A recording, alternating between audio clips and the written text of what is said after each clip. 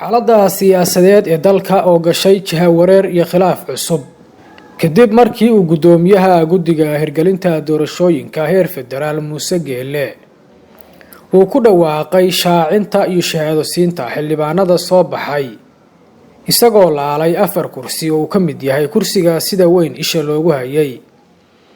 ee uu dhawaan beledweyne ka soo qaatay taliyihii hore ee NISA Fahad Yaasiin Xaaji Daahir waxaase ka hor yimid tilaabada uu qaaday Muuse Geelle xoghayaha guud ee guddiga doorashooyinka heer federaal oo sheegay in aysan u dhamayn guddigu. Muuse Geelle ayaa se ugu jawaabay xoghayaha guddiga xilka qaadis isagoo ku eedeeyay inuu soo saaray waraaqo uusan guddigu wax ka ogeyn oo lagu carqaladeynayo doorashooyinka dalka.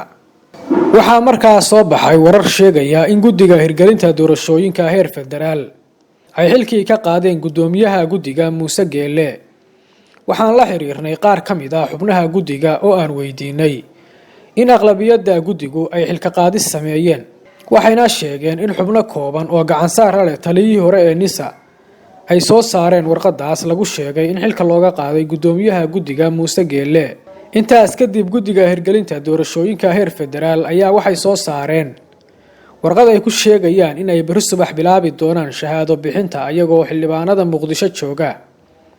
faray in ay yimaadaan xarunta guddiga hirgelinta doorashooyinka. waxaana muuqda khilaaf weyn oo aan la ogeyn sida uu ra'iisul wasaare Maxamed Xuseen Rooble uga dabaalan karo iyo sidii uu ku kasban lahaa xildhibaanada ka soo baxay 5 maamul goboleed oo 3 ka mid ah ay bahwadaag siyaasadeed leeyihiin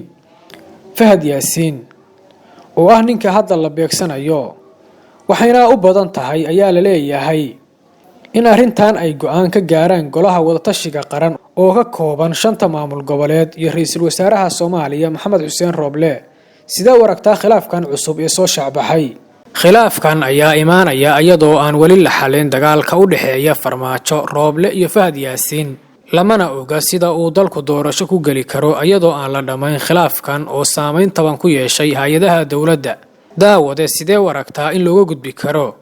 khilaafkan daba dheeraaday ee saameeyay doorashada dalka.